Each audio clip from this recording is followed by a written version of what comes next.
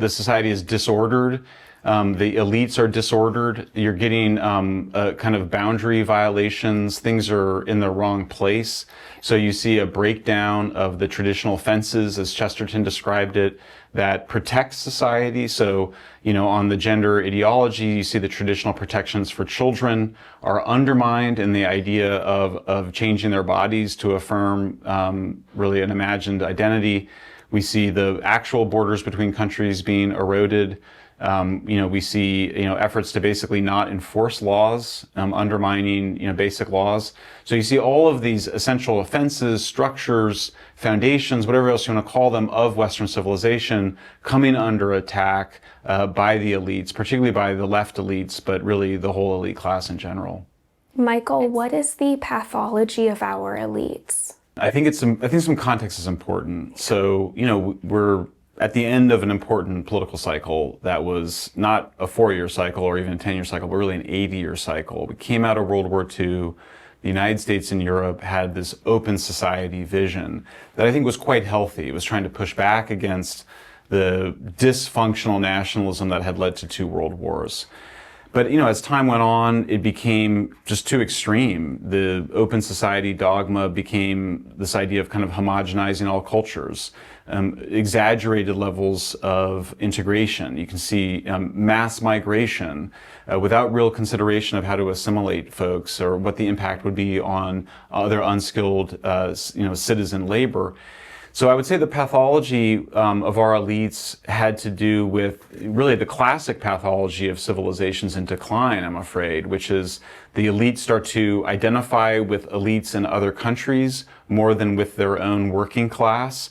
And also then the elites start to import other workers, and they start to identify with other workers from other countries, ostensibly in the name of empathy and compassion, but in reality as a way to kind of keep the working class down, to maintain status for themselves, for elites in the society to essentially live, like feudal nobility with a whole servant class from around the world. So I think that's at the heart of it, is just a kind of decline of solidarity by elites with their fellow countrymen. And what are the consequences of that? What does it mean to live in a nation where the elites feel more allegiance to their elites across continents than to the people living down the street from them? Yeah, I mean, it's really corrosive. So I think we see it most dramatically in the mass migration, which, we actually do the best job in the United States of assimilation. I think it's been much more difficult for Europe to do it, both because of the kind of cultures that exist here. Ours is heavily an immigrant culture already. In Europe, they have their own traditions. Plus, I just think they're bringing, it's a large Muslim population that's being brought to the European Union. The United States, has traditionally been a Catholic, Christian population with a different set of values that are more, I think, aligned with Western civilization. So mass migration has been a big part of it. I think we've seen the rise of this digital censorship complex, or Digital Services Act is what it's called, but it's really a digital censorship act. A real intolerance of any different points of view, particularly nationalist or populist views, in favor of really imposing the official woke globalist dogma that I think we're all familiar with. So it's really, I think that the term for it is sometimes given as anarcho-tyranny, that on the one hand, it's, anarchic on the streets, there's increasing lawlessness, there's the grooming gangs in Great Britain, which is one of the most shocking, sex abuse scandals in recent history. And at the same time, it's tyrannical, and you have small groups of experts operating out of Brussels that think they should decide what the truth is and decide what kind of information the masses are allowed to be exposed to. Right. We have drugged up homeless fighting with machetes on the streets of Austin, Texas. Meanwhile, we have censors in the EU telling us what we can and cannot say. Right. In some sense, I think one of the ways to think about it is the society is disordered. The elites are disordered. You're getting kind of boundary violations. Things are in the wrong place. So you see a breakdown of the traditional fences, as Chesterton described it, that protects society. So, on the gender ideology, you see the traditional protections for children are undermined, and the idea of changing their bodies to affirm really an imagined identity. We see the actual borders between countries being eroded. We see, efforts to basically not enforce laws, undermining, basic laws. So you see all of these essential offenses, structures, foundations, whatever else you want to call them, of Western civilization coming under attack by the elites, particularly by the left elites, but really the whole elite class in general. And so Nietzsche has this parable of the madman, which I love. And I keep thinking of it as I read your work lately, because when Nietzsche's madman lights a lantern in the bright morning hours, he cries that we've killed God. We're his murderers. All of us are his murderers. But the madman is mad. The morning is bright. And I wonder sometimes if there are few brave voices like yours who have been calling our attention to the rise of the total state for a long time now, but there haven't been nearly enough voices calling our attention to what's happening.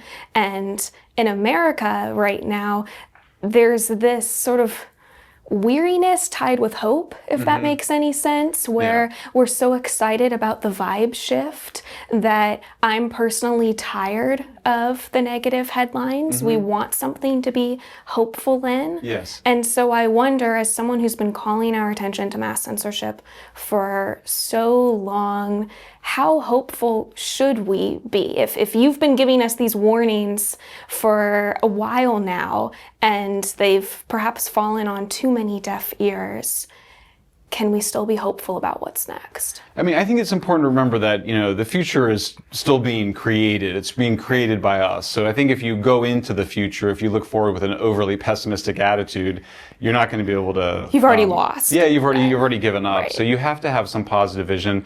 Look, I think, we saw a huge political revolution in the United States. I mean, it's extraordinary what's happened. And I certainly have my own problems with President Trump and my own criticisms. But what he's done on certain issues has really been quite transformative. Just in the last few days, and many people know that I've been big advocate for free speech, not just in the United States, but around the world, here in Europe, but also in Brazil, where I'm under criminal investigation for the Twitter Files Brazil. When, pro-democracy advocates, pro-free speech advocates went to President Trump and they said, we need to put financial sanctions on this particular Supreme Court justice who's really one of the bad actors. Trump's response was, we'll do 50% tariffs instead. He is more audacious than the advocates in many of these spaces. And the result of those tariffs, I think, is that Brazil is going to have to change its policies. In fact, we've already seen the Supreme Court now is divided. This is all happening in the last 48 hours. The Supreme Court is starting to become divided. You see President Lula is starting to soften his tone. Look, the United States remains the global hegemon, I think, not just in the West, but globally. And so when the United States says we're going to put 50% tariffs on Brazil, even accepting the orange juice and airline business, which are these two big businesses, it's powerful. And so that gives me a lot of hope. Similarly with Europe, and we saw J.D. Vance come to Munich, Right. I believe back in January, gave a great speech saying the real threat to Europe is not from Russia or China, it's from within, it's the totalitarianism from within. So on the one hand, I think Nietzsche's is obviously the person that did the most to draw attention to the fact that the Enlightenment, represented by the light in that parable, killed God in the sense that it really undermined traditional Christian faith, is what he was writing about. But I think that Nietzsche also, he was a huge fan of Emerson. I just visited the Nietzsche house. I didn't quite appreciate how much he appreciated Ralph Waldo Emerson. And Emerson was an American, and America is fundamentally different from Europe in so many ways. It is a place that nurtures constant creation and recreation. And so we've seen this, return of the strong gods in the form of Donald Trump, but also in Elon Musk. You see it in a variety of contexts. I think the United States coming back and saying, no, the center of power is no longer in Europe. And it's in the United States, and we're going to start demanding that the light of freedom, shine once again. And I think that is the thing I have the most hope for. Warts and all with Trump, he's done certain things that I think express a kind of audacity that only an American president could pull off. Right, right. And then I wonder for younger listeners who are watching this and wondering what to do with their lives. Perhaps they have hope in how things are changing, but they don't want to lie. They recognize that most of our institutions are decaying or they're already broken. They want to build anew. Yeah. What advice do you have for them? I mean, at a practical level, you need to be pursuing activities that AI is not going to be able to replace. Yeah. So the older entry-level jobs that were in many institutions of doing summaries of existing information, that AI is going to replace and do, and so it's not enough. I think that it's the soft skills are coming back: persuasion, sales, investigations. People exaggerate AI and what it can do. I think it's important to remember that it can't create new information. People might think it is, but it's really just predicting what the next word or sentence or paragraph would be. So learning how to do investigative work, learning how to be persuasive. I think living in truth, as you said, I think it's important to keep in mind that we have souls. And I would say those atheists that are watching this, I think even the atheists would agree that we have something like a soul or something transcendent about us that makes us a distinctive being here on earth. And as you said, keeping true to that, keeping true to a North Star, that for me, and I think a lot of other people, has always paid off. And it's much simpler it's much easier. You don't have to reinvent the wheel. I mean, we have these classical virtues. Obviously, they need to be brought into your life, but learn the classical virtues. They get passed down for thousands of years for good reasons because they are such a good guide for life. So there's a lot of reasons for optimism right now as well among young people, including on AI, including these transformations of the world. Look, the last 30 years had a lot of ugliness to them. And I think that the next 30 years, there's going to emerge a lot of real bright spots, and we have a lot of reasons for hope.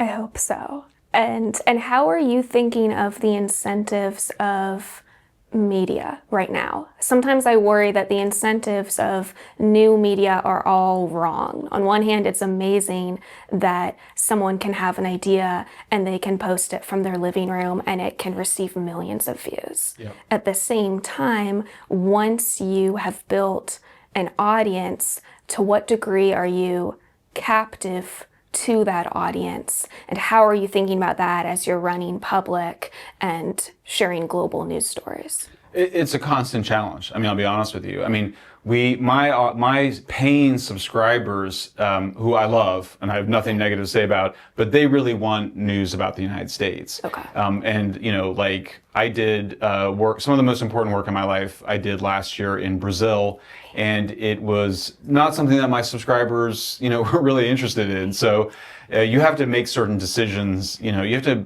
balance these things out, is the best way to say it. I mean, I love covering American politics too, so it's not like I won't do that. But look, I think the society is very rich, and there's a lot of institutions that have plenty of money. There's certainly plenty of wealthy people that are willing to support you.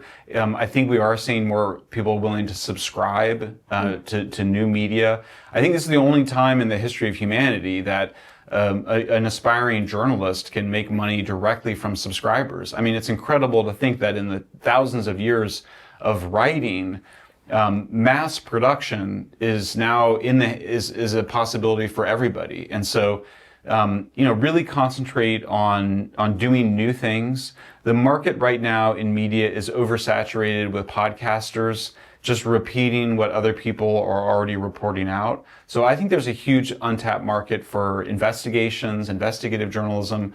We actually have a nonprofit that we work with alongside Public called Civilization Works. We've got a little fund of money. We fund investigative journalism through it. So people, if you are looking to do something interesting, get the idea first and then go figure out how to find the money. I think that's one of the most important things, because I think there's plenty of people that will support that kind of good work, and content remains king, as we used to say. It's not about Everybody has access to a full-blown media landscape, but original content is still extremely valuable. And you can see it when there's something interesting, like just an ad for blue jeans right now is just being talked about for much longer than it probably should be, or an appearance by Kamala Harris on a late night television show talked about more than it needs to be. So the people are hungry for new content, and so that means that really developing a practice to be creative is essential, and I think will be rewarded in the market.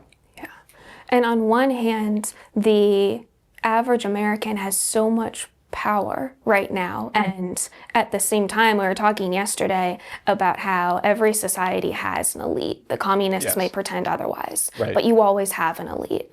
And so what happens after our elites fail, and how should we be thinking about cultivating a new elite or a new natural aristocracy who actually deserve their position in society? Well, I think that's one of the big events over the last 10 years is the creation of a counter elite, which I think clearly now exists. I mean, it took a period of 8 years. Donald Trump was the elite. I mean, he's a wealthy developer. He is the first to kind of form a bond with working class voters. I mean, that's really at the heart of the MAGA movement. It really took until 2024. It took him getting shot in the head for the Silicon Valley community to really come on board and be more comfortable with him. There were certainly some leaders like David Sachs, who had been a longtime Republican, or Peter Thiel. But what you saw in 2024, I think, was leaders in Silicon Valley, including Mark Zuckerberg, Jeff Bezos, I think they realized that they couldn't just kind of keep going along with the woke mob, that they really needed to take a stand against it. And so we've seen this happen now. Facebook has fired and defunded many of its so-called fact checkers, its censorship police. And we've now been seeing many people, many journalists, many of the worst journalists at the Washington Post leaving, just taking their payout packages and going somewhere else. So I think we are still the very beginning of seeing the counter elite start to take measures. And look, it has much more legitimacy already than the established, left liberal elite that we've had that's really been in power since World War II.